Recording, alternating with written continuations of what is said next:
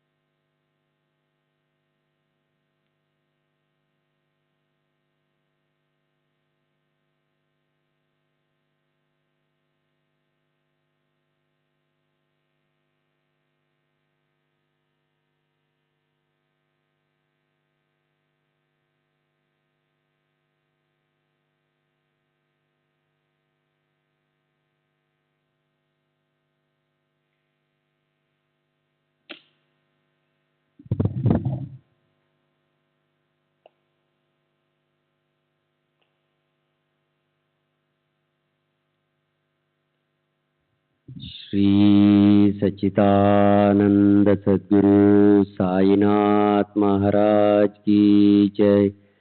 सद्गुरु श्री साईनाथ निशरद बाबू जी की जय। ఈ సాయి సచరిత్రము నిన్నటి తర్వాయి దోష దృష్టి. ఆ సమయంలో లక్ష్మీచంద్ చావడి ఉచ్చను చూచెను. అప్పుడు బాబా దగ్గుచే బాధపడుచుండెను. ఎవరిదో దోష దృష్టి ప్రసరించుటచే బాబాకు బాధ కలిగినది అనుకొనెను. ఆ మరుసటి ఉదయం లక్ష్మీచంద్ మసీదుకు పోగా బాబా శ్యామాతో ఇట్లనియే, ఎవరిదో దోష దృష్టి నాపై పడుటచే నేను బాధపడుచున్నాను. ఇట్లు లక్ష్మీచంద్ మనసులో ఏమి భావించుచుండెనో అది అంతయు బాబా వెల్లడి చేయుచుండెను.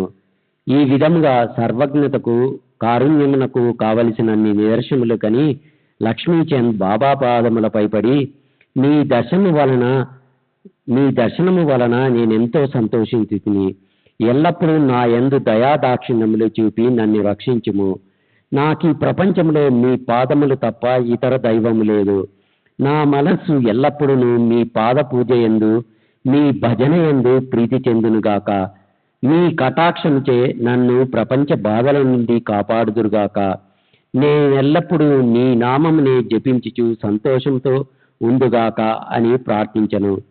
బాబా ఆశీర్వాదమును ఊదీ ప్రసాదములను పుచ్చుకొని లక్ష్మీచంద్ సంతోషంతో తృప్తితో స్నేహితునితో కలిసి ఇంటికి తిరిగి వచ్చెను.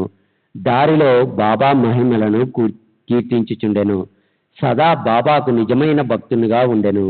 షిరిడీకి పరిచితుల ద్వారా పూలమాలలు, కర్పూరము, దక్షిణ పంపించుచుండెను. బుర్హన్పూర్ మహిళ. ఇంకొక పిచ్చిక భక్తురాలి వృత్తాంతము చూచెదనము. బుర్హన్పూర్లో ఒక మహిళకు సాయి స్వప్నంలో కనపడి గుమ్మం వద్దకు వచ్చి తినుటకు కిచిడి కావాలనను.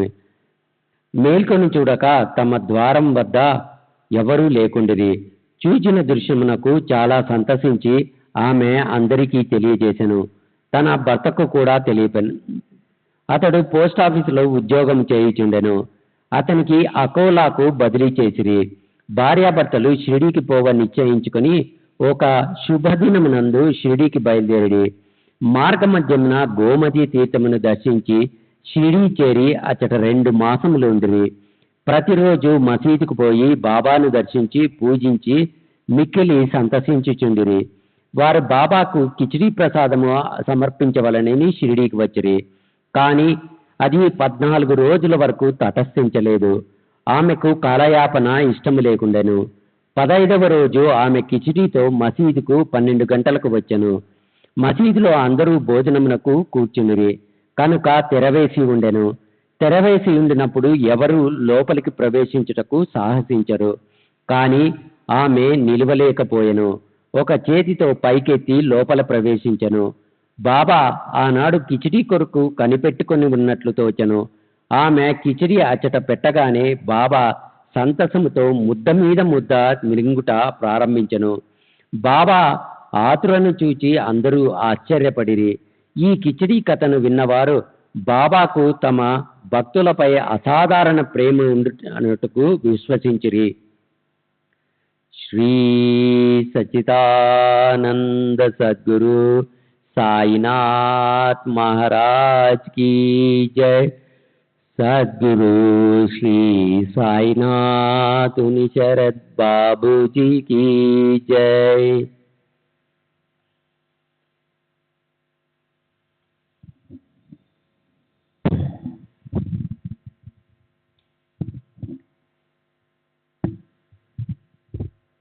మేఘశ్యాముడు. ఇక అన్నిటికంటే పెద్దదైన 3వ పిచ్చుక గురించి వినుడు. వీర్గాం నివాసేగు మేఘశ్యాముడు హరివినాయక్ సాటే గారి వంట బ్రాహ్మణుడు. అతడు అమాయకుడైన చదువురాని శివభక్తుడు. ఎల్లప్పుడూ శివపంచాక్షరి అంటే ఓం నమ శివాయ జపించువాడు. అతనికి సంధ్యావందనం కానీ గాయత్రి మంత్రం కానీ తెలియకుండెను. సాటే గారికి వీని యందు శ్రద్ధ కలిగి గాయత్రి మంత్రంతో సంధ్యావందనం నేర్పించిరి. సాయిబాబా శివుని అవతారమని సాటే అతనికి బోధించి షిరిడీకి ప్రయాణం చేయించెను. బ్రోజీ స్టేషన్ వద్ద సాయిబాబా మహమ్మదీయుడని ఎవరో చెప్పగా అతని మనసు కలవరపడి తనను అచ్చడికి పంపవద్దని యజమానిని వేడుకొనెను.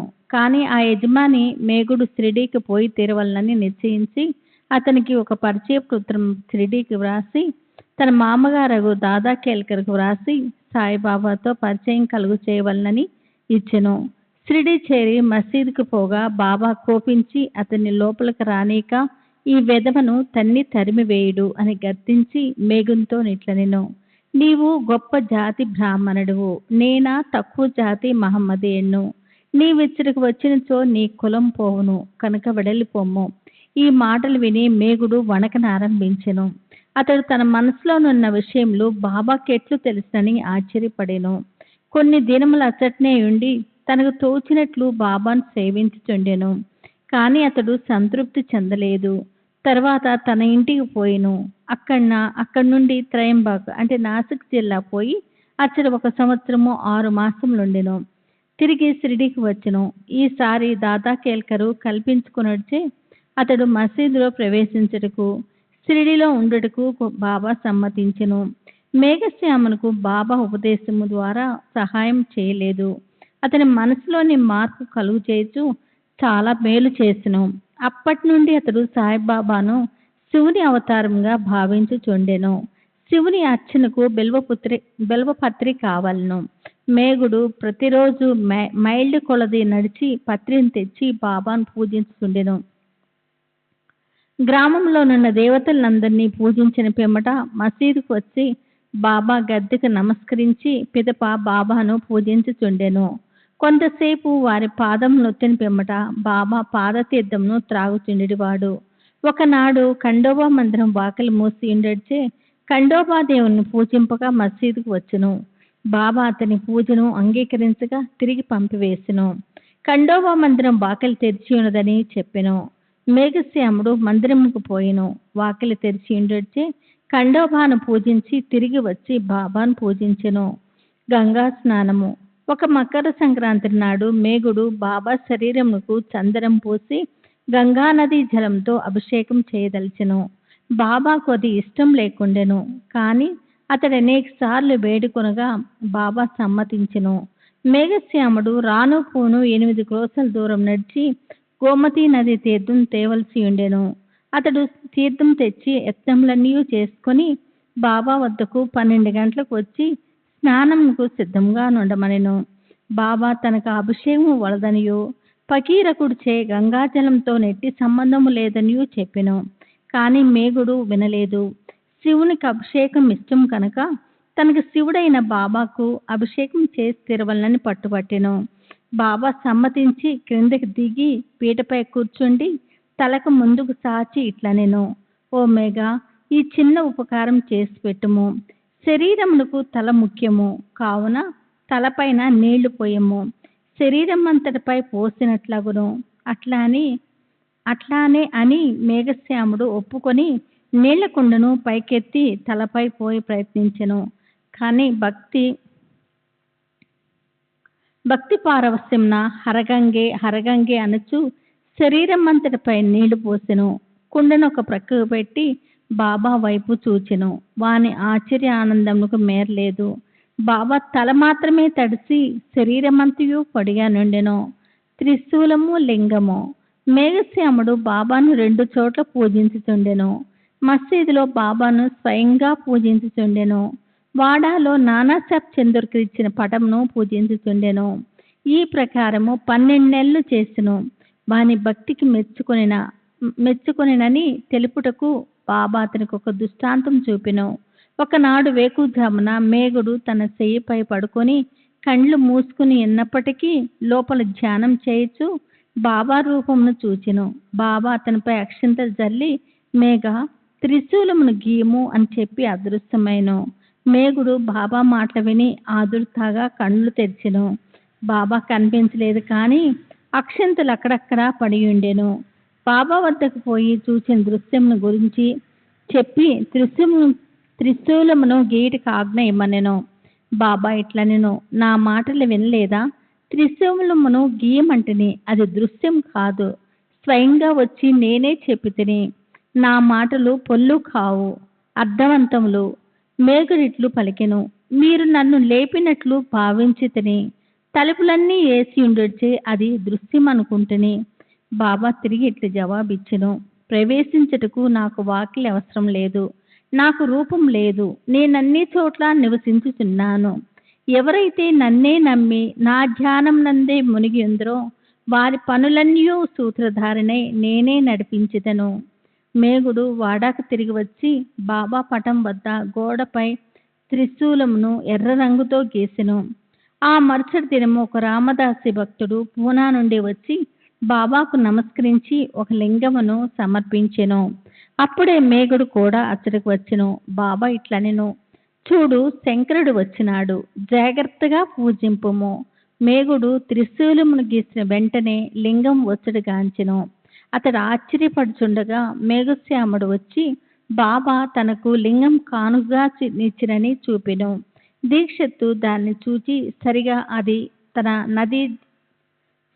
నది తన ధ్యానంలో కనపడిన దాని వలె నున్నదని సంతసించెను.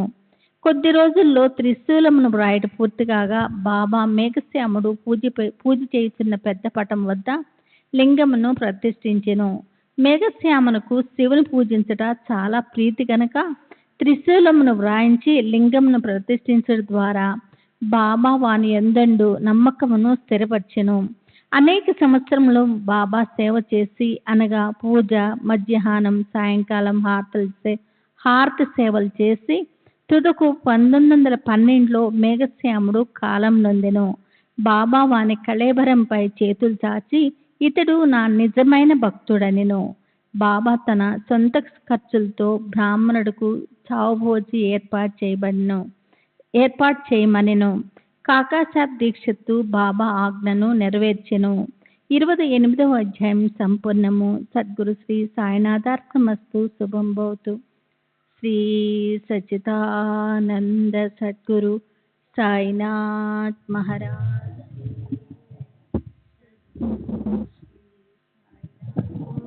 శరత్ బాపూజీ కీ జై. శ్రీ సాయినాథాయ నమః. శ్రీ సాయి సచ్చరిత్రము 29వ అధ్యాయము. మద్రాస్ భజన సమాజము, తెందూల్కర్ కుటుంబము, కెప్టెన్ హాటే వామన్ నార్వేకర్. ఈ అధ్యాయంలో రుచికరములు ఆశ్చర్యకరములైనను కొన్ని సాయి కథలున్నవి. మద్రాస్ భజన సమాజము 1916వ సంవత్సరంలో రామదాసి పందాకి చెందిన మద్రాస్ భజన సమాజం ఒకటి కాశీ యాత్రకు బయలుదేరిను. అందులో ఒక పురుషుడు, అతని భార్య, అతని కుమార్తె, అతని వదిలియు నుండి వారి పేర్లు తెలియవు. మార్గమధ్యమున వారు అహ్మద్నగర్ జిల్లా కోపర్గాం తాలూకాలో షిరిడి అని గ్రామము నా సాయి అను ఒక గొప్ప యోగేశ్వరుడు ఉన్నాడనియు, వారు పరబ్రహ్మ స్వరూపులనియు, ప్రశాంతులనియు, ఉదార స్వభావులనియు, భక్తులకు ప్రతిరోజు ద్రవ్యము పంచిపెట్టుదరనియు, విద్యావంతుల కళాకుశలతను బట్టి యథోచితముగా సత్కరించురనియు వినిది. ప్రతిరోజు దక్షిణ రూపంగా చాలా డబ్బు వసూలు చేసి దాన్ని భక్త కొండాజీ కూతురు 3 ఏళ్ల ఆమెనికి ₹1, ₹2 నుంచి ₹5 వరకు, కొందరు జమాలీకి ₹6 వరకు, ఆమని తల్లికి ₹10 మొదలుకొని ₹20 వరకు, కొందరు భక్తులకు ₹50 వరకు బాబా ఇచ్చుచుండును. ఇది అంతయు విని సమాజము షిరిడీకి వచ్చి అచ్చట ఆగి మంచి భజన చేసును. వారు మంచి పాటలు పాడిరి. కానీ వారు లోలోన ద్రవ్యమును ఆశించుచుండిరి. వారిలో 3 పేరాశ గలవారు. యజమానురాలు మాత్రం అట్టి స్వభావము కలది కాదు. ఆమె బాబా యందు ప్రేమ గౌరవములు కలది. ఒకనాడు మధ్యాహ్న హారతి జరుగుచుండగా బాబా ఆమె భక్తి విశ్వాసములకు ప్రీతి చెంది ఆమె ఇష్టదైవము యొక్క దృశ్యమును ప్రసాదించెను. ఆమెకు బాబా శ్రీరాముని వలె కాన్పించెను, కానీ ఇతరులకు మామూలు సాయినాథుని వలె కాన్పించెను. తన ఇష్టదైవమును చూసి ఆమె మనస్సు కరిగెను. కళ్ళ నుండి ఆనంద బాష్పములు కారుచుండగా ఆమె ఆనందముతో చేతులు తట్టును. ఆమె ఆనంద వైఖరికి తక్కిన వారు ఆశ్చర్యపడిరి, కానీ కారణమేమో తెలుసుకొనలేకుండిరి. జరిగినదంతయు ఆమె సాయంకాలం తన భర్తతో చెప్పెను. ఆమె సాయిబాబాల శ్రీరాముని చూచుతునను ఆమె అమాయక భక్తురాల గుడిచే శ్రీరాముని చుచ్చుట ఆమె పడిన భ్రమ అని భర్త అనుకొనెను. అది అంతయు ఒట్టి చాదస్తమని వెక్కిరించెను. అందరూ సాయిబాబాను చూడగా ఆమె శ్రీరామును చూచుట అసంభవమను. ఆమె ఆ ఆక్షేపణకు కోపగించలేదు. ఆమెకు శ్రీరామ దర్శనము అప్పుడప్పుడు తన మనసు ప్రశాంతంగా నుండినప్పుడు, దురాశలు లేనప్పుడు లభించుచునేయుండును.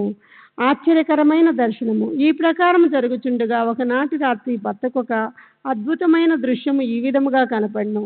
అతడు ఒక పెద్ద పట్టణములో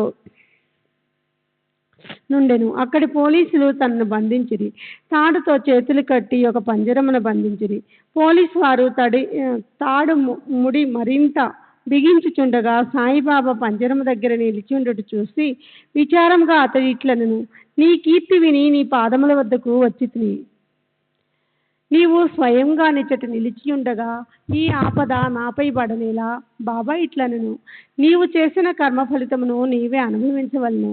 అతడిట్లనను, ఈ జన్మలో నాకిటి ఆపద వచ్చుట నేనేమి పాపం చేయలేదు.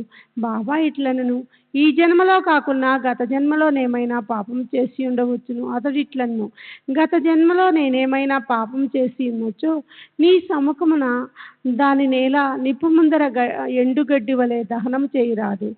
బాబా నీకట్టి విశ్వాసము కలదా అని అడుగా అతడు కలదు అనెను. బాబా అప్పుడు కళ్ళు మూయమనెను. అతడు కళ్ళు మూసి తెరిచినంతలో ఏదో క్రింద పడిన పెద్ద చప్పుడైను. పోలీసు వారు రక్తం కారుచు పడిపోయి ఉండిరి. తాను బంధవిముక్తుడనై ఉండెను. అతడు మిక్కిలి భయపడి బాబా వైపు చూసెను. బాబా ఇట్లనెను, ఇప్పుడు నీవు బాగుగా పట్టుబడితివి. ఆఫీసర్లు వచ్చి నిన్ను బంధించెదరు. అప్పుడు అతడు ఇటుల విన్నవించెను, నీవు తప్ప రక్షించు వారెవరూ లేరు. నన్ను ఎట్లనైనా కాపాడము. అప్పుడు బాబా వానిని కళ్ళు మూయమనెను. వాడట్టు చేసి తిరిగి కనులు తెరిచినంతలో వాడు పంజరం నుండి విడుదలైనట్లు బాబా పక్కనున్నట్లు కాన్పించెను. అతడు బాబా పాదములపై పడెను. బాబా ఇట్లనెను, ఈ నమస్కారంలో ఇంతటి ముందటి నమస్కారములకి ఏదైనా భేదము కలదా? బాగా ఆలోచించి చెప్పుము. అతడు ఇట్లనెను, కావలసినంత భేదము కలదు. ముందటి నమస్కారములు నీ వద్ద పైకము తీసుకున్నట్టుకు చేసినవి. ఈ నమస్కారము నేను దేవునిగా భావించి చేసినది. మరియును నేను కోపంతో నీవు మహమ్మదీయుడవై ఉండి హిందువులకు పాడు చేయుచుంటువని అనుకొనిడి వాడను. బాబా నీ మనస్సులో మహమ్మదీయ దేవతలను నమ్మవా అని ప్రశ్నించ అతడు నమ్మననెను. అప్పుడు బాబా, నీ ఇంటిలో పాంజా లేదా? నీవు మొహరమప్పుడు పూజ చేయుట లేదా? మరియు మీ ఇంటిలో మహమ్మదీయ దేవతయగు కార్డ్బీబీ లేదా? పెండ్లి మొదలైన శుభకార్యములప్పుడు ఆమెను మీరు శాంతింప చేయటం లేదా ఆమెను? అతడు దీనికంతటికీ ఒప్పుకొనెను. అప్పుడు బాబా నీకు ఇంకా ఏమి కావాలని అడిగను. అతడు తన గురువగు రామదాసు దర్శింప కోరికలను వెనుకకు తిరిగి చూడమన్నది. బాబా అనను. వెనుకకు తిరగగానే అతనికి ఆశ్చర్యము కలిగినట్లు రామదాసు స్వామి తన ముందర నిలబడిను. వారి పాదములపై పడగానే రామదాసు అదృశ్యుడయ్యను. జిజ్ఞాస కలవాడే అతడు బాబాతో ఇటులనెను, మీరు వృద్ధులుగా కనపడుచున్నారు. మీ వయస్సు మీకు తెలియనా? బాబా, నేను ముసలివాడిని అంటున్నావా? నాతో పరిగెత్తి చూడమనుచు పరిగెత్తి మొదలెడెను. అతడు కూడా వెంబడించెను. బాబా ధూళిలో అదృశ్యుడయ్యను. అతడు నిద్ర నుండి మేలుకొనిన వెంటనే స్వప్న దర్శనమును గూర్చి తీవ్రముగా ఆలోచింప మొదలెను. వాని మనోవైఖరి పూర్తిగా మారి బాబా గొప్పతనం గ్రహించెను. అటు పిమ్మట వాని సంశయ వైఖరి పేరాశ పూర్తిగా తొలగెను. బాబా పాదములపై అసలైన భక్తి మనమును ఉద్భవించెను. ఈ దృశ్యం ఒక స్వప్నమే కానీ అందుగల ప్రశ్నోత్తరములు చాలా ముఖ్యమైనవి, రుచికరమైనవి. మరుసటి ఉదయము మసీదులో హారతి కొరకు గుమికూడి ఉండగా అతనికి బాబా 2 రూపాయలు విలువ గల మిఠాయిని 2 రూపాయల నగదునిచ్చి ఆశీర్వదించెను. అతన్ని మరిన్ని రోజులుండమనెను. అతన్ని బాబా ఆశీర్వదించి ఇట్లనెను, అల్లా నీకు కావలసినంత డబ్బునిచ్చును, నీకు మేలు చేయును. అతని కచ్చట ఎక్కువ ధనము దొరకలేదు, కానీ అన్నిటికంటే మేలైన వస్తువు దొరికెను. అది బాబా ఆశీర్వాదము. తరువాత భజన సమాజంకి ఎంతో ధనము లభించును. వారి యాత్ర కూడా జయప్రదముగా సాగెను. వారికి ఎట్టి కష్టములు ప్రయాణ మధ్యమును కలగలేదు. అందరూ క్షేమముగా ఇల్లు చేరిరి. వారు బాబా పలుకులు ఆశీర్వాదములు వారి కటాక్షములచే కలిగిన ఆనందమును గూర్చి మనసున చింతించుతుండిరి. తన భక్తులు భక్తులను వృద్ధి చేయుటకు వారి మనస్సులను మార్చుటకు బాబా అవలంబించిన మార్గములనొకటి చూపుటికి ఈ లీల ఒక ఉదాహరణము. ఇప్పటికి నేను ఇంటి మార్గములను బాబా అవలంబించుచున్నారు. తెందుల్కర్ కుటుంబము బాంద్రాలో తెందుల్కర్ కుటుంబములను ఆ కుటుంబము వారందరూ భక్తి కలిగి ఉండిరి. సావిత్రిబాయి తెందుల్కర్ శ్రీ సాయినాథ భజనమాల అన్న మరాఠీ గ్రంథమును 800 అభంగములతో పదముల ప్రచురించెను. దానిలో సాయి లీలలన్నీ వర్ణింపబడి ఉండెను. బాబా ఎందు శ్రద్ధాభక్తులు కలవారు దాన్ని తప్పక చదవలను. వారి కుమారుడు బాబు తెందుల్కర్ వైద్య పరీక్ష కూర్చుని వలనని రాత్రింబవళ్ళు కష్టపడి చదువుచుండెను. అతడు కొందరు జ్యోతిష్కులు సలహా చేసెను. వారు అతన్ని జాతకము చూసి ఈ సంవత్సరంలో గ్రహములు అనుకూలముగా లేవని చెప్పిరి. కనుక మరుసటి సంవత్సరము పరీక్షకు కూర్చొని వలనని ఇట్లు చేసిన తప్పక ఉత్తీర్ణుడు అవుతుందని చెప్పిరి. ఇది ఏవి అతని మనస్సును విచారమును అశాంతిని కలుగజేసెను. కొన్ని దినముల తర్వాత తన తల్లి షిరిడీకి పోయి బాబాను దర్శించెను. ఆమె బాబాకు అనేక విషయములతో పాటు తన కొడుకు విచారగ్రస్తుడైన సంగతి కూడా చెప్పెను. ఇది విని బాబా ఆమెతో ఇట్లనెను, నా ఎందుతో నమ్మకముంచి జాతకములను వారి ఫలితములను సాముద్రిక శాస్త్రములను పలుకులను ఒక పక్కకు తోసి తన పాటలను చదువుకొనమని చెప్పుచు శాంత మనసుతో పరీక్షకు వెళ్ళమనము. అతడు ఈ సంవత్సరము తప్పక ఉత్తీర్ణుడగును. నా యందే నమ్మకముంచు మనము నిరుత్సాహం చెందవద్దు. తల్లి ఇంటికి వచ్చి బాబా సందేశము కొడుకుకు వినిపించెను. అతడు శ్రద్ధగా చదివెను. పరీక్షకు కూర్చొని వాత పరీక్షలో బాగుగా వ్రాసెను.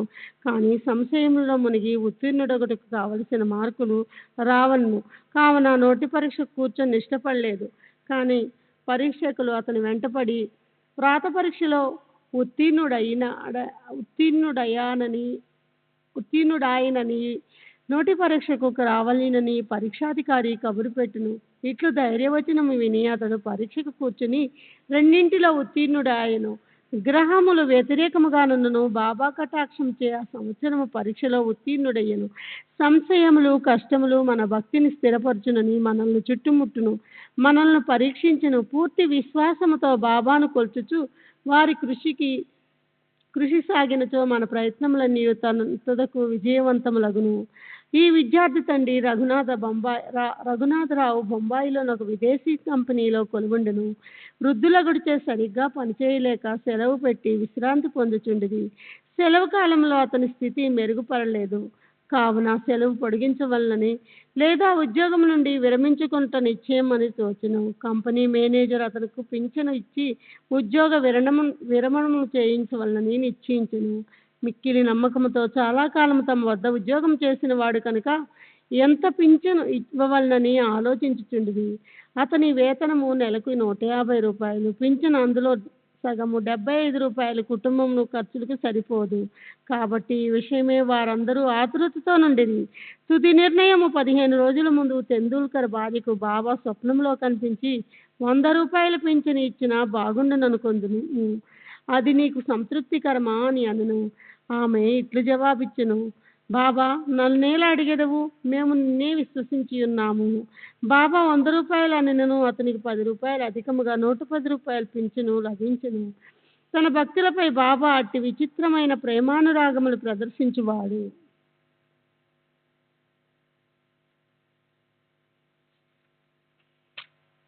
కెప్టెన్ హాటే బికనేర్లో నుండెడివాడు. అతడు బాబాకు కూర్పు భక్తుడు. ఒకనాడు బాబా అతని స్వప్నంలో కనిపించి నన్ను మరచితివానెను. హాటే వెంటనే బాబా పాదములు పట్టుకుని, బిడ్డను తల్లిని మరిచించో అది ఎట్లు బ్రతుకును అనుచు తోటలోనికి పోయి తాజా చిక్కుడుగాయలు తెచ్చి స్వయం పాకము దక్షిణను బాబాకు అర్పింపనుండగా అతడు మేల్కొన్ను. ఇది ఎంతయూ స్వప్నం అనుకును. ఈ వస్తువులన్నింటినీ షిర్డీ సాయిబాబా వద్దకు నిశ్చయించుకొనును. కొన్ని దినముల తర్వాత గ్వాలియర్ వెళ్ళిన. అక్కడి నుండి 12 రూపాయల మనీ ఆర్డర్ ద్వారా బొంబాయిలో నుండి తన స్నేహితునికి పంపి అందులో 2 రూపాయలతో స్వయం పాకం వస్తువులు చిక్కుడుకాయలు కొని 10 రూపాయలు దక్షిణ సమర్పించమని వ్రాసెను. స్నేహితుడు షిరిడీకి పోయి కావలసిన సామానులు కొనును. కానీ చిక్కుడుకాయలు దొరకలేదు. కొంచెం సేపటికి ఒక స్త్రీ తలపై చిక్కుడుకాయల గంపను పెట్టుకుని వచ్చెను.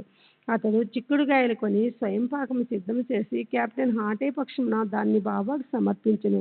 నిమోన్కర్ మరుసటి దినము అన్నము కూర చేసి బాబాకు అర్పించెను. బాబా భోజనం చేయుచున్నప్పుడు అన్నము ఇతర పదార్థములు మాని చిక్కుడుకాయ కూరను తిన్ను. ఈ సంగతి స్నేహితుని ద్వారా తెలుసుకున్న హాటే సంతోషమునకు అంతు లేకుండెను. పవిత్రము చేసిన రూపాయి. ఒకసారి హాటేకి తన ఇంటిలో బాబా తాకి పవిత్రమనొచ్చిన రూపాయి నుంచవల్లని కోరిక కలిగెను. షిరిడీకి పోవు స్నేహితుడొకడు తటస్థపడగా వాని ద్వారా హాటే రూపాయి పంపెను. ఆ స్నేహితుడు షిరిడీ చేరెను. బాబాకు నమస్కరించిన పిదప తన గురు దక్షిణ వసంగెను. బాబా దానిని జేబులో వేసుకును. తరువాత హాటీ ఇచ్చిన రూపాయి ఇవ్వగా బాబా దానివైపు బాగా చూసి తన కుడి చేతిని బొట్టన వ్రేలితో పైకి ఎగురవేసి ఆ స్నేహితునితో ఇట్లనెను, దీన్ని దాని యజమానికి ఊదీ ప్రసాదంతో కూడా ఇచ్చివేయము. నాకేమీ అక్కర్లేదని చెప్పుము. కొంతకాలము శాంతముగా సంతోషముగా నుండు మనము. ఆ స్నేహితుడు గాలియర్ తిరిగి వెళ్ళెను. హాటేకు బాబా పవిత్రం చేసిన రూపాయి ఇచ్చి జరిగిందంతయు చెప్పను. ఈసారి హాటేకి మిక్కిలి సంతృష్టి చెందెను. బాబా సద్బుద్ధి కలుగజేయనని గ్రహించెను. మనపూర్వకముగా కోరుడిచే బాబా తన కోరికను యథాప్రకారం నెరవేర్చునని సంతోషించెను. వామన్ నార్వేకర్ చదువరులు ఇంకొక కథను వినుదురుగాక. వామన్ నార్వేకర్ అన్నతడు బాబాను మిక్కిలి ప్రేమించేవాడు. ఒకనాడతడు ₹1 తెచ్చును. దానికి ఒక ప్రక్క సీతారామ లక్ష్మణులు, ఇంకొక పక్క భక్తాంజనేయుడు గలడు. అతడు దాన్ని బాబాకి ఇచ్చెను. బాబా దాన్ని తాకి పవిత్రమనర్చి ఉదీ ప్రసాదంతో తనకి ఇవ్వవాలని అతని కోరిక. కానీ బాబా దాన్ని వెంటనే జేబులో వేసుకుని శ్యామ నార్వేకర్ ఉద్దేశం తెలుపుచూ దానిని తిరిగి ఇచ్చివేయమని బాబాను వేడెను. బాబా ఇట్లను, దీని నీళ్ళ అతడికి ఇవ్వవలను, దీన్ని మనమే ఉంచుకుందాము. అతడు ₹25 ఇచ్చిన అతడు తిరిగి వానికి ఇచ్చేదము.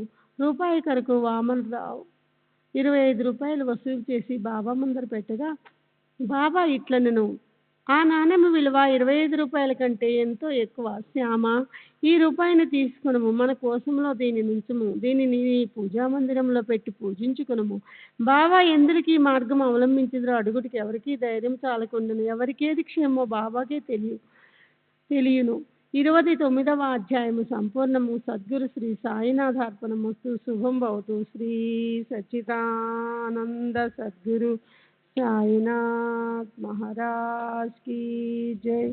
सद्गुरु श्री సాయినాథుని శరత్ బాబూజీ की జై.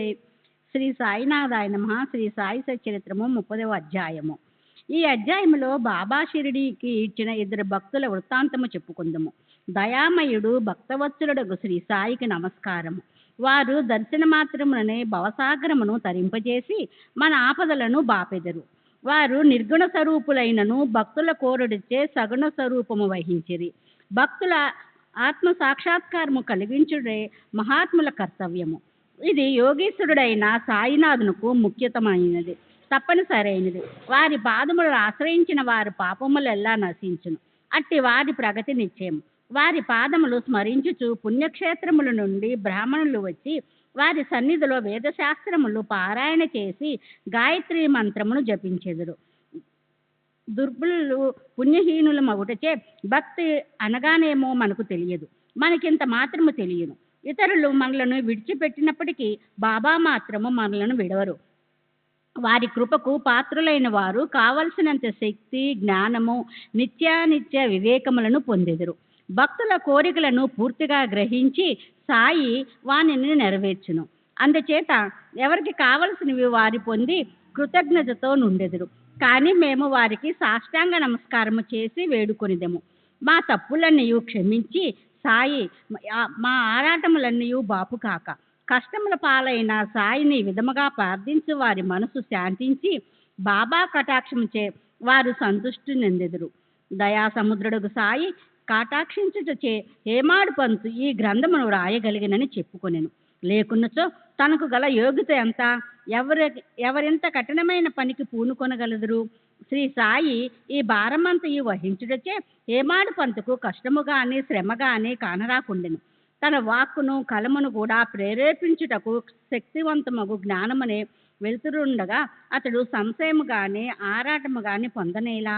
అతడు వ్రాసిన ఈ పుస్తక రూపమున శ్రీ సాయి అతని సేవను గైకొనెను. ఇది అతని గత జన్మల పుణ్య పరంపర చే ప్రాప్తించెను. కావున అతడు అదృష్టవంతుడనియు పుణ్యాత్ముడని అనుకునెను. ఇంకా ఈ క్రింద కథ సాధారణ కథ కాదు, స్వచ్ఛమైన అమృతము. దీనిని ఎవరు తాగెదరో వారు సాయి మహిమను సర్వాంతర్యామిత్వమును తెలుసుకుందరు. వాదించువారు విమర్శించువారు ఈ కథలను చదవనక్కరలేదు. దీనికి కావలసినది అంతులేని ప్రేమ, భక్తి, వివాదము కాదు.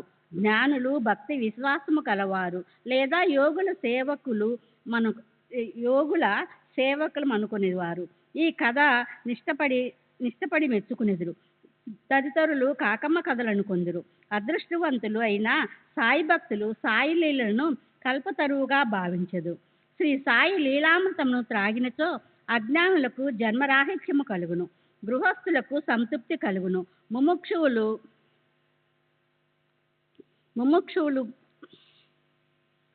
ముముక్షువులకి సాధనగా నుపకరించును. ఇక ఈ అధ్యాయంలోని కథను ప్రారంభించదను. కాకాజీ వైద్య. నాసిక్ జిల్లా వణిలో కాకాజీ వైద్య అనువాడుండెను. అతడచ్చటి సప్తశృంగి దేవతకు పూజారి. అతడి అనేక కష్టముల పాలై మనశ్శాంతిని పోగొట్టుకని చంచల మనస్కుడయ్యను. అట్టి పరిస్థితిలో ఒకనాటి సాయంకాలము దేవాలయముకు పోయి తనను ఆందోళన నుండి కాపాడమని హృదయపూర్వకముగా వేడుకొనెను. అతని భక్తికి దేవత సంతసించి ఆనాటి రాత్రి అతనికి స్వప్నమునగా అనిపించి, బాబా వద్దకు పొమ్ము, నీ మనసు శాంతించును అని అనెను. ఈ బాబా ఎవరో దేవిని అడిగి తెలుసుకుంటకు కాకాజీ ఉత్సహించెను. కానీ ఇంతలోనే అతనికి మెలకువ కలిగెను. ఈ బాబా ఎవరై ఉండవచ్చును అతడు యోచించెను. కొంతసేపు ఆలోచించిన పిమ్మట ఈ బాబా త్రయంబకేశ్వరుడు అంటే శివుడు కావచ్చునని అతడు పుణ్యస్థలమగు త్రయంబకము నాసిక్ జిల్లా వెళ్ళెను. అచట 10 రోజులుండెను. అక్కడున్నంత కాలము వేకువజామున స్నానము చేసి రుద్రము జపించుచు అభిషేకమును తదితర పూజలను గావించెను. అయినప్పటికీ మునుపటి వలనే అశాంత మనస్కుడుగా నుండెను. పిమ్మట స్వగ్రామమునకు తిరిగి వచ్చి దేవతలను తిరిగి వేడుకొనెను. ఆ రాత్రి ఆమె స్వప్నములో కనిపించి ఇట్లనెను, అనవసరంగా త్రయంబకేశ్వరం ఎందుకు వెళ్ళినావు? బాబా అనగా షిరిడీ సాయిబాబా అని నా అభిప్రాయము. షిరిడీకి పోవుటెట్లు, ఎప్పుడు పోవలను, బాబాను చూచుటెట్లు అని కాకాజీ మనోవాక్యాలతో పొందుచుండెను. ఎవరైనా యోగేశ్వరుని చూడవాలని అనుకున్నచో ఆ యోగియే కాక దైవము కూడా అతని కోరికను నెరవేర్చుటకు సహాయపడును. యథార్థముగా యోగియు భగవంతుడును నొకరే, వారిలో నేమియూ భేదము లేదు. ఎవరైనా తానైపోయి యోగిని దర్శించుటన్నది ఉత్త బూటకము. యోగి సంకల్పించినదే వారిని చూడగలవారెవరు? అతని ఆజ్ఞ లేక చెట్టు ఆకు కూడా కదలదు. యోగి దర్శనముకై భక్తుడు ఎంత వేదన పడునో, ఎంత భక్తి విశ్వాసమును చూపునో అంత త్వరగాను బలముగాను అతని కోరిక నెరవేరును. దర్శనముకై ఆహ్వానించువాడే వచ్చు వానికి స్వాగత సన్నాహములు నచ్చును. కాకాజీ విషయంలో అట్లే జరిగెను. శ్యామ మొక్కు. కాకాజీ షిరిడీకి పోవుటకు ఆలోచించుచుండగా ఒక అతిథి అతనిని షిరిడీకి తీసుకుని పోవుటకు అతని ఇంటికే వచ్చెను. అతడు ఇంకెవడో కాదు, బాబాకు ముఖ్య భక్తుడు శ్యామాయే. శ్యామ ఆ సమయమున వనికి ఎట్లు వచ్చినో చూతుము. శ్యామ బాల్యములో జబ్బు పడినప్పుడు అతని తల్లి తమ గృహదేవతయగు వనిలోని సప్తశృంగికి జబ్బు నయము కాగానే నీ దర్శనముకు వచ్చి బిడ్డను నీ పాదములపై పెట్టిదినని మొక్కుకొనెను. కొన్ని సంవత్సరముల పిమ్మట ఆ తల్లి కుచుములపై తామరలేచి ఆమె మిక్కిలి బాధపడిను. తనకు నయమైనచో 2 వెండి కుచుములు సమర్పించినమని అప్పుడు ఇంకొక మొక్కు మొక్కెను. కానీ ఈ 2 మొక్కులు కూడా ఆమె చెల్లించలేదు. ఆమె చనిపోయినప్పుడు ఈ సంగతి శ్యామకు చెప్పి 2 మొక్కులు చెల్లించు భారము అతనిపై వేచి ఆమె మృతి చెందెను. శ్యామ కొన్నాళ్లకు ఆ మొక్కులను పూర్తిగా మరిచెను. ఇట్లు 30 సంవత్సరములు గడిచెను. అప్పట్లో షిరిడీకి ఒక పేరు పొందిన జ్యోతిష్కుడు వచ్చి నెల దినముల అచ్చట మకాము చేసెను. అతడు శ్రీమాన్ బూటీ మొదలగు వారికి చెప్పిన భవిష్యత్తు సంతృప్తికరముగా నుండెను. శ్యామ తమ్ముడు బాపాజీ జ్యోతిష పండితుని సంప్రదించగా అతడు తల్లి మొక్కులు చెల్లించకపోవటచే వారికి కష్టములు సప్తశృంగి దేవత కలుగజేయుచున్నదనెను. బాపాజీ సంగతి శ్యామకు తెలియపరిచెను. అప్పుడు శ్యామకు సర్వము జ్ఞప్తికి వచ్చెను. ఇంకను ఆలస్యము చేసినచో హానికరమని ఎంచి శ్యామ ఒక కంసాలిని పిలిచి 2 వెండి కుచుములు చేయించి మసీదుకు మసీదుకు పోయి బాబా పాదములపై పడి 2 గుచ్చములను అచ్చట పెట్టి తన మొక్కులను చెల్లజేయమనెను. బాబాయే తన సప్తశృంగి దేవత అగుటచే వానిని ఆమోదించమని వేడెను. నీవు స్వయముగా పోయి సప్తశృంగి దేవతకు మొక్కును చెల్లింపుమని బాబా నిర్బంధించెను. బాబా ఊదిని ఆశీర్వాదమును పొంది శ్యామ వణిపట్టణమునకు బయలుదేరును. పూజారి ఇల్లు వెదుగుచు తుదకు కాకాజీ ఇల్లు చేరెను. అప్పుడు కాకాజీ షిరిడీకి పోవాలని గొప్ప కుతూహలముతో నుండెను. అట్టి సమయంలో శ్యామ వారింటికి వెళ్ళెను. ఇది ఎంతో ఆశ్చర్యకరమైన కలయికో చూడుడు. మీరెవ్వరూ ఎచ్చటి నుండి వచ్చినారని కాకాజీ అడిగెను. మాది షిరిడి, నేను సప్తశృంగి మొక్కు చెల్లించుటకు ఇక్కడికి వచ్చినానని శ్యామ అనెను. షిరిడి నుంచి వచ్చినని తెలియగానే శ్యామను కాకాజీ కౌగలించుకొనెను. ప్రేమచే మైమర్చెను. వారి సాయిలీలలు గూర్చి ముచ్చటించుకొనిది. శ్యామ మొక్కులని చెల్లించిన పిమ్మట వారిద్దరూ షిరిడీకి బయలుదేరిరి. షిరిడీ చేరగానే కాకాజీ మసీదుకు పోయి బాబాను చూచి వారి పాదములపై పడెను. అతని కళ్ళు కన్నీటితో నిండెను. అతని మనసు శాంతించెను. సప్తశృంగి దేవత స్వప్నములో తెలియపరిచిన రీతిగా బాబాను చూడగానే అతని మనసులోని చంచలత్వం అంతా పోయి ప్రశాంత వహించెను. కాకాజీ తన మనసులో ఇట్లనుకొనిను, ఏమి ఈ అద్భుత శక్తి! బాబా ఏమీయూ పలకలేదు, ఉత్తర ప్రత్యుత్తరములు కూడా జరగలేదు, ఆ ఆశీర్వచనములైనా పలకలేదు. కేవలము వారి దర్శనమే సంతోషమునకు కారణమయ్యను. వారి దర్శన మాత్రముననే నా మనసు చాంచల్యము పోయినది, అంతరంగము ఆనందం ఉద్భవించినది. ఇదియే దర్శన భాగ్యము.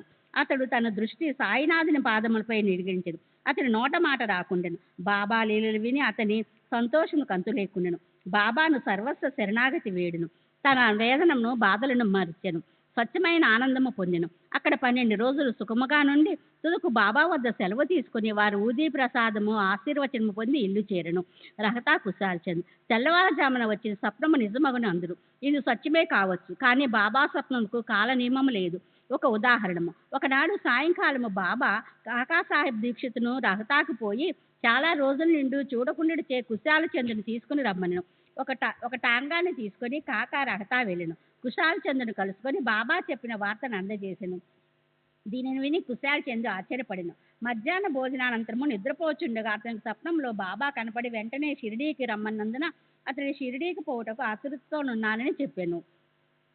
తన గురు మచ్చట లేకుండా తన కుమారుని బాబాకి ఈ సంగతి తెలుపుటకై పంపెను.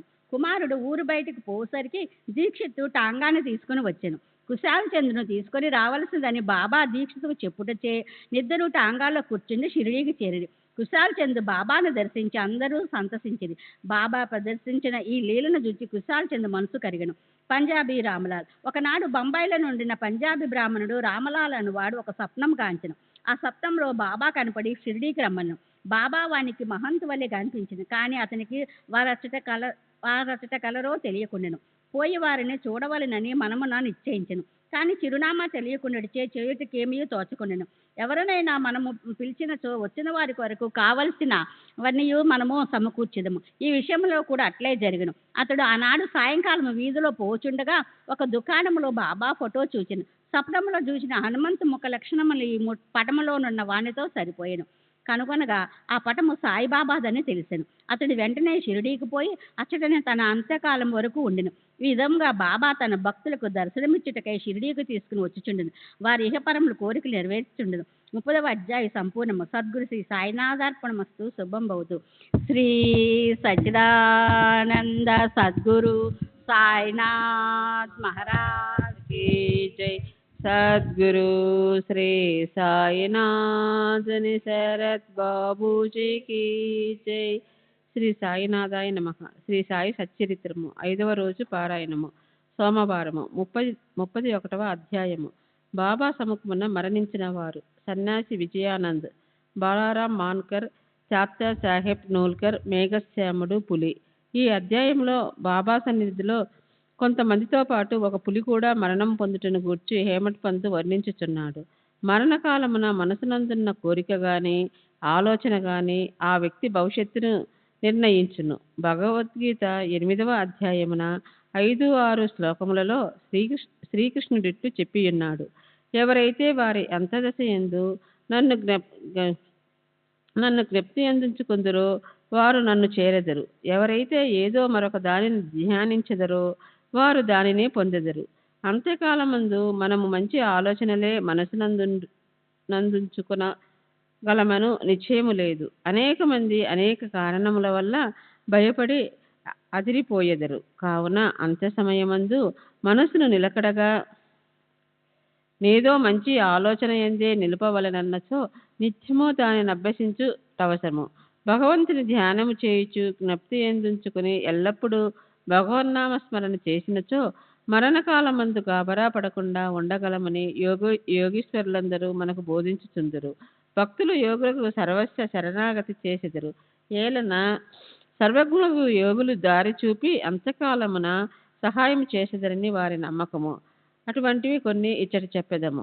సన్యాసి విజయానంద్ అనే మద్రాసు దేశపు సన్యాసి మానస సరోవరమునకు యాత్రార్థమై బయలుదేరెను.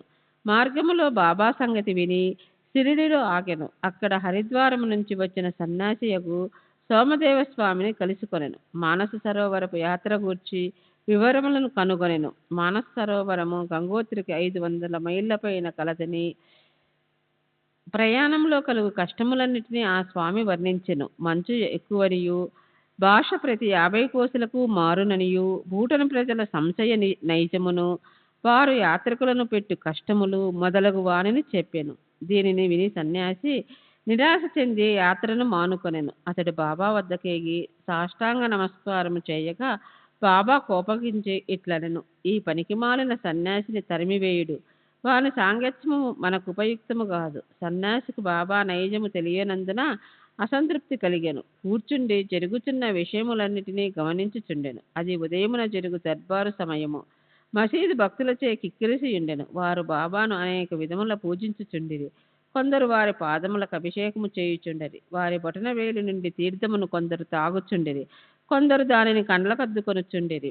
కొందరు బాబా శరీరమున కత్తరు చందనములను పూయుచుండిరి. జాతి మత భేదములు లేక అందరూ సేవ చేయుచుండిరి. బాబా తనను కోపగించినప్పటికీ అతనికి బాబా యందు ప్రేమ కలిగెను. కావున అతనికి ఆ స్థలము విడిచిపెట్టుటకు ఇష్టము లేకుండెను. శ్రీ సచ్చిదానంద సద్గురు సాయినాథ్ మహారాజ్ కీ జై. సద్గురు శ్రీ సాయినాథుని శరత్ బాబూజీకే జై. అతడు షిరిడీలో 2 రోజులుండెను. పిమ్మట తల్లికి జబ్బుగానున్నదని మద్రాసు నుండి ఉత్తరం వచ్చెను. విసుగు చెంది అతడు తన తల్లి వద్దకు పోగోరెను. కానీ బాబా ఆజ్ఞ లేనిదే షిరిడి విడివలేకుండెను. ఉత్తరం తీసుకొని బాబా దర్శనముకై వెళ్ళెను. ఇంటి పోవుటకు బాబా ఆజ్ఞ వేడెను. సర్వనగుడు బాబా ముందు జరగబోతున్న గ్రహించి, నీ తల్లిని అంత ప్రేమించిన వాడివైతే సన్యాసం ఎందుకు పుచ్చుకుంటేవి? కాషాయ వస్త్రములు ధరించే వానికి దేని ఎందు అభిమానం చూపుట తగదు. నీ బసకు పోయి హాయిగా కూర్చుండుము. ఓపికతో కొద్ది రోజులు కూర్చుండుము. వాడలో పెక్కు దొంగలున్నారు. తలుపు గడియ వేసుకొని జాగ్రత్తగా నుండుము. దొంగలంతయు దోచుకొని పోయేదరు. ధనము, ఐశ్వర్యము మొదలగువి నిత్యము కావు. శరీరము శిథిలమై తుదకు నశించును. దీనిని తెలుసుకొని నీ కర్తవ్యంను చేయము.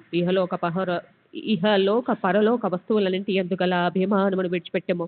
ఎవరైతే ఈ ప్రకారంగా చేసి హరి యొక్క పాదములు శరణు వేడుదరో వారు సకల కష్టముల నుండి తప్పించుకొని మోక్షమును పొందెదరు. ఎవరైతే భక్తి ప్రేమలతో భగవంతుని ధ్యానం చేసి మరణము చేసేదరో వారికి దేవుడు పరిగెత్తుకొని పోయి సహాయము చేయును. నీ పూర్వపుణ్యం ఎక్కువ గుడిచే నీవిక్కడికి రాగలిగితివి. నేను చెప్పిన దానిని జాగ్రత్తగా విని నీ జీవిత పరమావధిని గాంచిము. కోరికలు లేని వడివై రేపటి నుండి భాగవతమును పారాయణము చేయము.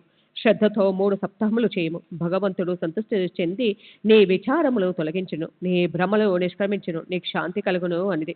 అతని మరణము సమీపించదని బాబా అతనికి విరుగుడు ఉపదేశించను. బాబా కూడా తన దేహావస్థాన సమయాన మృత్యుదేవతకు ప్రీతి కలిగించు రామ విజయమును చదివించెను. ఆ మరుసటి ఉదయమున స్నానము మొదలగుని ఆచరించిన పిమ్మట విజయానందుడు భాగవతము లెండి తోటలో ఏకాంతంలో చదువుటకు ప్రారంభించాను.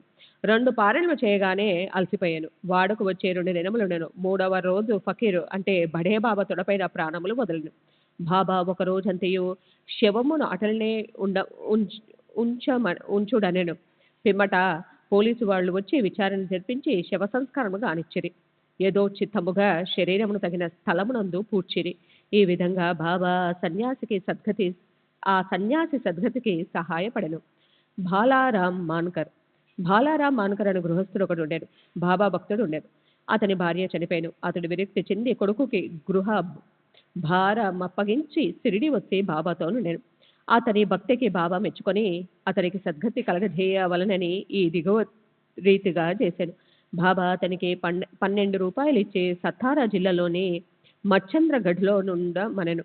బాబాను విడిచిపెట్టి మచ్చంద్రగఢ్లో నుండుటకు అతనికి ఇష్టం లేకుండా, కానీ ఇదే అతనికి మంచి మార్గమని బాబా ఒప్పించను. అతడ రోజుకు 3 సార్లు ధ్యానం చేయమనను. బాబా మాటలందు నమ్మకముంచి మాన్కర్ మచ్చంద్రగఢమునకు వచ్చాను. అక్కడ చక్కని దృశ్యము, శుభ్రమైన నీటిని, ఆరోగ్యమైన గాలిని, చుట్టుపక్కల గల ప్రకృతి సౌందర్యమును చూచి సంతోషించి బాబా సెలవిచ్చిన ప్రకారము మిక్కిలి తీవ్రంగా ధ్యానము చెయ్య మొదలుపెట్టెను. కొన్ని దినముల పిమ్మట ఒక దృశ్యము గనను. సాధారణంగా భక్తులు సమాధి స్థితి అందు దివ్యానుభవములు పొందెదరు. కానీ మాన్కర్ విషయంలో అట్లుగాక చైతన్యమునకు వచ్చిన పిమ్మట దివ్య దర్శనము లభించను. అతనికి బాబా స్వయంగా గాన్పించను. మాన్కర్ బాబాను జూచుటేగాక తన నచ్చకేలా పంపితేవని అడిగాను. బాబా ఇట్లు చెప్పాను: షిడిలో అనేక ఆలోచనలు నీ మనసును లేచను. నీ చంచల మనసునుకు నిలకడ కలగజేయవలనని ఇచ్చటకు పంపితిని. నీవు పంచేంద్రియులతో 3.5 మూరల మనిషిగా నన్ను భావించితివి. నేను ఎల్లప్పుడూ షిడిలోనే ఉండేదని అనుకుంటివి. ఇప్పుడు నీ విచిట చూచిన నా రూపము షిడిలో చూచిన రూపంతో సమానంగా నున్నదా లేదా నిర్ధారింపము. ఇందుకే నేను ఇచ్చట పంపితినని. కొంతకాలం గడిచిన పిమ్మట మాన్కర్ ఘడమునకు విడిచి బాంద్రాకు ప్రయాణమాయను. పూనా నుండి దాదర్కు రైల్లో రావాలనుకున్నాను. టికెట్ కోరకు బుకింగ్ ఆఫీసు పోగా అదే మిక్కిలి కిక్కరేసి ఉన్నాను. అతనికి టికెట్ దొరకకుండాను. లంగోటిని కట్టుకొని కంబలే కప్పుకున్న ఒక పల్లెటూరి వాడు వచ్చి షిరిడి మీరెక్కడికి పోచున్నారని అడిగారు. దాదార్కి అనే మాన్కర్ బదులు చెప్పాను. అతడు ఇట్లా అన్నాను: దయచేసి నా దాదార్ టికెట్ తీసుకొనము. నాకు అవసరమైన పని ఉండడిచే దాదార్ వెళ్ళుట మానుకుంటేనే. టికెట్ లభించినందుకు మాన్కర్ ఎంతో సంతసించను. జేబుల నుంచి పైకము తీయనంతలో ఆ జానపదుడు అంతర్ధాయుడయ్యను. మాన్కర్ ఆ గుంపులో నతనికై వెతికాను, కానీ లాభం లేకపోయాను. అతని కొరకు బండి కదలినంత వరకు ఆగాను, కానీ వాని జాడే కానరాకుండాను. మాన్కర్ కలిగిన వింత అనుభవంలో ఇది రెండవది. ఇంటికి పోయి వచ్చి తిరిగి మాన్కర్ షిరిడి చేరాను. అప్పటి నుండి షిరిడిలోనే బాబా పాదమును ఆశ్రయించి ఉండేను. వారి సలహాలను అనుసరించి నడుచుకొని చూడాను. తుదకు బాబా సముఖమున వారి ఆశీర్వాదాలతో ఈ ప్రపంచం విడిచినందువలన అతడెంతో అదృష్టవంతుడని చెప్పవచ్చును. తాత్యాసాహెబ్ నూల్కర్ గురించి హేమడ్ పంత్ ఏమీ చెప్పి ఉండలేదు. వారు షిడిలో కాలం చేశారని మాత్రం చెప్పాను. సాయిలీలా పత్రిక నుండి వృత్తాంతము గ్రహించితిమి. 1909 సంవత్సరంలో తాతాసాహెబ్ పండ్లీపురము సబ్జెక్టుగా నుండెను. అప్పుడు నానాసాహెబ్ చందర్కర్ గాచట మమల్తదార్గా నుండెను. ఇద్దరు చాలాసార్లు కలుసుకొని మాట్లాడుచుండరే.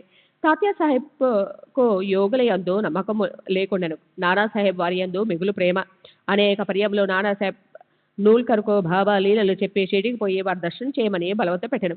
తుదకు 2 షరతుల మీద నూల్కర్ ఒప్పుకొనను. అందులో ఒకటి బ్రాహ్మణ వంటవాడు దొరకవలనని, రెండవది బహూకరించుటకు చక్కని నాగపూడు కమల ఫలములు దొరకవలనను. భగవత్ కటాక్షంచే ఈ 2ను తటస్థించను. ఒక బ్రాహ్మణుడు నానాసాహెబ్ వద్దకు రాగా అతడు వారిని తాత్యాసాహెబ్ నూల్కర్ వద్దకు పంపాడు.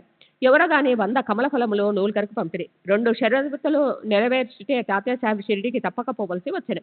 మొట్టమొదట బాబా అతనిపై కోపగించను. క్రమంగా బాబా అవతార పురుషుడనే తగిన నిదర్శనములు తాత్యాసాహెబ్ నూల్కర్కు లభించను. కనుక అతడు బాబా ఏడా మక్కువపడి తన అంత్య దశ వరకు షిరిడిలోనే ఉండెను. తన అంత్య దశలో మత గ్రంథములు పారాయణులు వినెను. చివరి సమయంలో బాబా పాద తీర్థములు అతనికి ఇచ్చరే. అతని మరణవార్త వినే బాబా ఇట్లనెను: అయ్యో తాత్య, మనకంటే ముందే వెళ్ళిపోయాను. అతనికి పునర్జన్మ లేదు. మేఘశ్యాముడు 28వ అధ్యాయంలో మేఘుని కథ చెప్పితిమి. మేఘశ్యాముడు మరణించగా గ్రామవాసులందరూ శవం వెంట వెళ్ళిరి. బాబా కూడా వెంబడించను. బాబా అతని శవంపై పువ్వులు చల్లెను. దహన సంస్కారమైన పిమ్మట బాబా కంట నీళ్లు కారెను. సాధారణ మానవుల వలె బాబా చింత అగునట్లు కనబడెను. శవమంతే పూలతో కప్పి దగ్గర బంధువుల వల్ల ఏడ్చి బాబా మసీదుకు తిరిగి వచ్చాను. యోగులు అనేకులు భక్తుల సద్గతినిచ్చుట విందుము. కానీ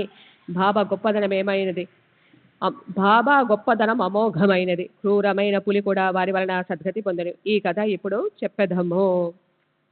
బాబా సమాధి చెందుకు 7 రోజులు ముందు ఒక విచిత్ర సంగతి షిడిలో జరిగాను. ఒక నాటు బండి వచ్చి మసీదు ముందర ఆగాను. ఆ బండిపై ఇనుప గొలుసులతో కట్టి ఉండిన పులి ఉండెను. దాని భయంకరమైన ముఖమును వెనుకకు తిరిగి ఉండెను. దాని 3 దుర్విషులు పెంచుచూ ఊరూరా తిప్పుచే డబ్బు సంపాదించుకొనిచుండ్రి. అది వారి జీవనోపాధి. ఆ పులి ఏదో జబ్బుతో బాధపడుచుండెను. అన్ని విధముల ఔషధములు వాడిరి, కానీ వారి ప్రయత్నములన్నీ నిష్ఫలమయ్యను. బాబా కీర్తిని విని వారి దానిని షిడి తీసుకొని వచ్చిరి. దాని గొలుసులతో పట్టుకొని ద్వారం వద్దలు నిలబెట్టిరి. దుర్వేషులు బాబా వద్దకు పోయి దాని విషయం అంతయు బాబాకు చెప్పిరి. అది చూచుటకు భయంకరంగా నుండి నేను జబ్బుతో బాధపడుచుండెను. అందుకే అది మిగులు చికాకుగా పడుచుండెను. భయాశ్చర్యములతో ప్రజలందరూ దాని వైపు చూచుచుండ్రి. బాబా దానిని తన వద్దకు తీసుకొని రమ్మెను. అప్పుడు దానిని బాబా ముందును తీసుకొని వెళ్ళిరి. బాబా కాంతికి తట్టుకొనలేక అది తలవాల్చెను. బాబా దాని వైపు చూడగా అది బాబా వైపు ప్రేమతో చూచెను. వెంటనే తన తోకను నేలపైన 3 సార్లు కొట్టి తెలివి తప్పి కింద పడి చచ్చెను. అది చచ్చుటకు చూసే దుర్వేషులు విరక్తి చెంది విచారంలో మునిగిరి. కొంతసేపటికి వారికి తెలివి కలిగెను. ఆ జంతువు రోగంతో బాధపడుచుటకు సిద్ధంగా నుండిచే అది భావ సముఖమున వారి పాదముల వద్ద ప్రాణములు కోల్పోవచ్చుట దాని పూర్వజన్మ పుణ్యని భావించిరి. అది వారికి బాకీ పడి ఉండెను. దాని బాకీ తీరిన వెంటనే అది విమోచన పొంది బాబా పాదముల చెంత ప్రాణములు విడిచినది. యోగుల పాదముల కట విన్నములై ప్రాణములు విడిచువారు రక్షింపబడుదురో వారెంతో పుణ్యము చేయనిదే వారి కట్టి సద్గతి ఎట్లు కలుగునో. 31వ అధ్యాయము సంపూర్ణము. సద్గురు శ్రీ సాయినాథార్పణమస్తు. శుభం భవతు. శ్రీ సచితానంద సద్గురు సాయినాథ్ మహారాజ్ కే జై. सद्गुरु श्री साईनाथुनि शरद बाबूजी की जय.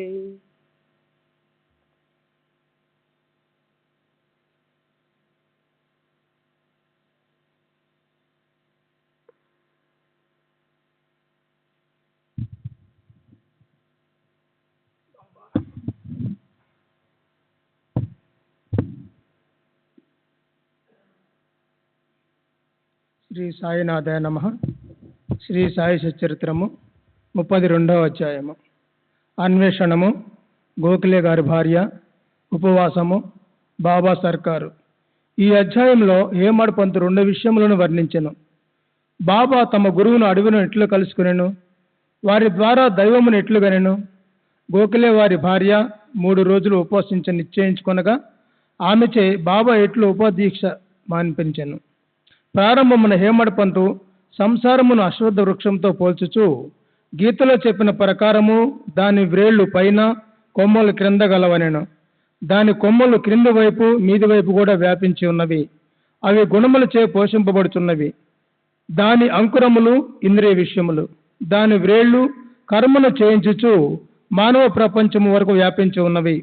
దాని స్వరూపము గాని, దాని ఆధారము గాని, దాని ఆద్యంతములు గాని ఈ లోకమున తెలియరావు. వైరాగ్యమును పదునైన కత్తితో ఈ బలమైన వేళ్లుగల అశుద్ధ వృక్షమును నరికి ఏ అతీత మార్గమును అనుసరించి తిరిగి జన్మలేదో అట్టి దాన్ని అనుసరించవలెను. అట్టి దారి యందు నడుచుటకు దారి చూపు మంచి గురువు సహాయము మిక్కిలి అవసరము. అతడెంత పండితుడైనప్పటికీ, వేదాంగములను బాగుగా చదివినప్పటికీ తన గమ్యస్థానమునకు సురక్షితంగా పోలేడు. మార్గదర్శియే ఉండి సహాయపడి సరి అయిన దారి చూపినచో మార్గములో ఉన్న గోతుల నుండి, అడవి మృగముల నుండి తప్పించుకొని సుగమముగా పయనించుము. ఈ విషయంలో బాబా అనుభవము బాబాయే స్వయంగా చెప్పెను. ఇది మిక్కిలి చిత్రమైనది. దీని ప్రకారము జాగ్రత్తగా నడుచుకున్నచో నమ్మకము, భక్తి, మోక్షము ప్రాప్తించును. అన్వేషణము. ఒకానొకప్పుడు మేము 4 మత గ్రంథములు చదువుచు ఆ జ్ఞానముతో బ్రహ్మము నైజము గూర్చి తర్కించ మొదలెడితిమి. మాలో ఒకడు ఆత్మను ఆత్మచే ఉద్ధరించవలెను, కానీ ఇతరులపై ఆధారపడరాదు అనెను. అందుకు 2వ వాడు, మనసును స్వాధీనమందించుకున్నవాడే ధన్యుడనియు, మనము ఆలోచన నుండి, భావముల నుండి ముక్తులమైనచో మనకంటే వేరైనది ఈ ప్రపంచంలో మరేదియూ లేదని చెప్పెను. 3వ వాడు, దృశ్య ప్రపంచము సదా పరిణామశీలమైనదనియు, నిరాకారమే శాశ్వతమైనదనియుకు, కావున సత్యాసత్య విచక్షణ అవసరమనియు చెప్పెను. 4వ వారు అనగా బాబా, పుస్తక జ్ఞానం ఎందుకు పనికిరానిది. మనకు విధించబడిన కర్మను మనము పూర్తి చేసి తనువును, మనమును, పంచ ప్రాణములను గురువు పాదములపై పెట్టి శరణ వేడవలను. గురువే దైవము, సర్వమున వ్యాపించినవాడు. ఇట్టి ప్రత్యమ ఏర్పట్టకు దృఢమైన అంతులేని నమ్మకము అవసరము.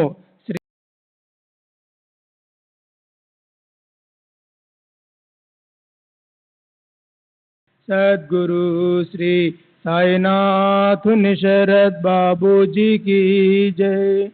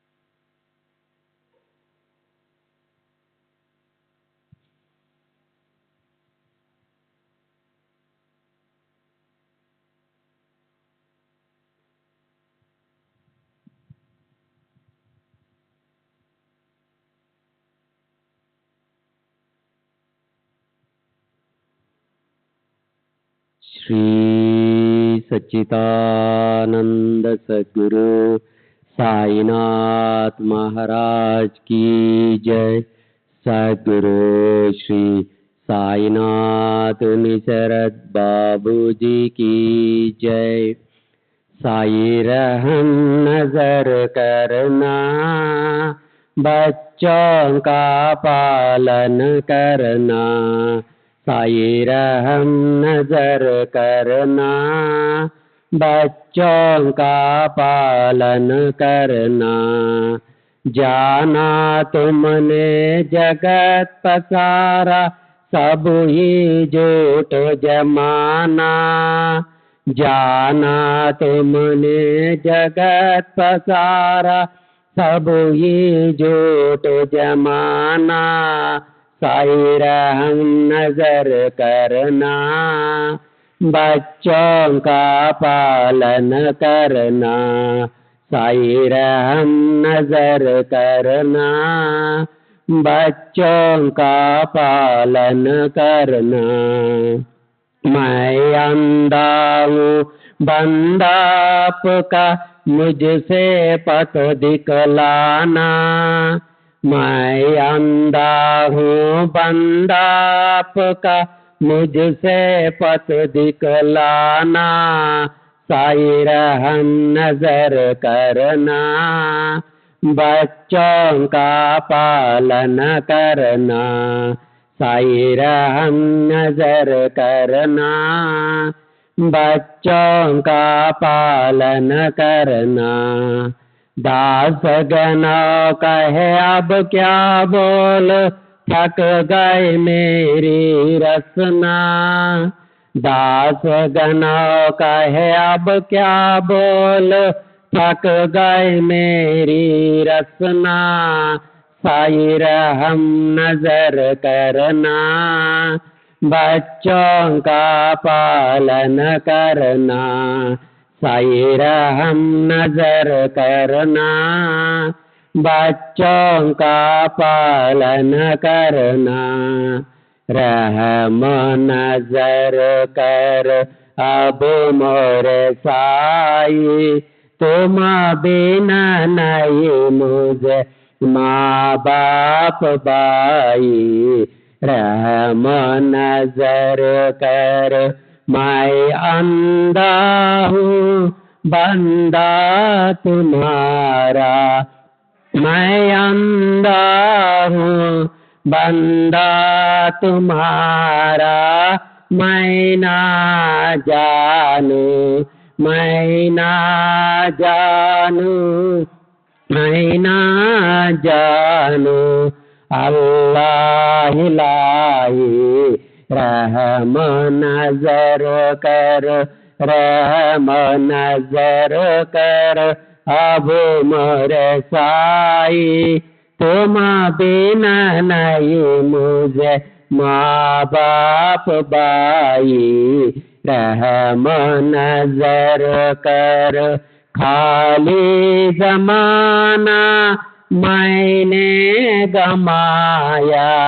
खाली जमाना मैंने गमाया, साथी आखिर का, साथी आखिर का, साथी आखिर का, तुम बिना कोई, रहम नजर कर, रहम नजर कर, अब मोरे साई, तुम बिना नहीं मुझे माँ बाप बाई, रहम नजर कर, अपने मस्जिद का झाड़ू गनू है, अपने मस्जिद का झाड़ू गनू है, मालिक हमारे, मालिक हमारे,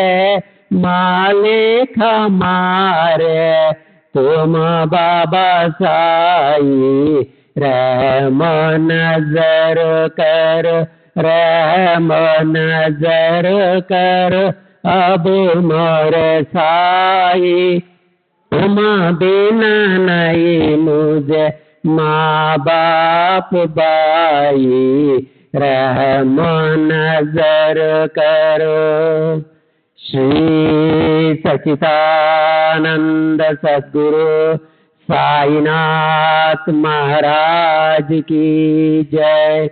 सद्गुरु श्री साईनाथ शरद बाबू जी की जय।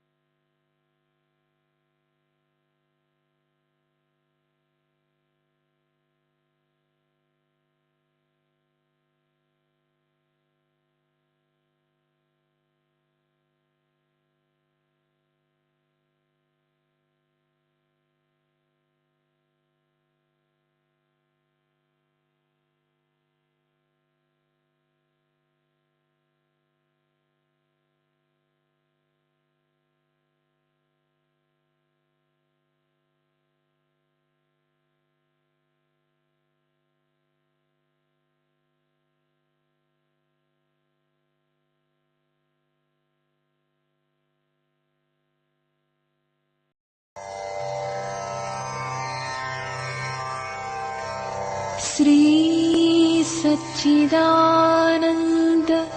सद्गुरु साईनाथ महाराज की जय। सद्गुरु श्री साईनाथुनि शरद बाबू जी की जय।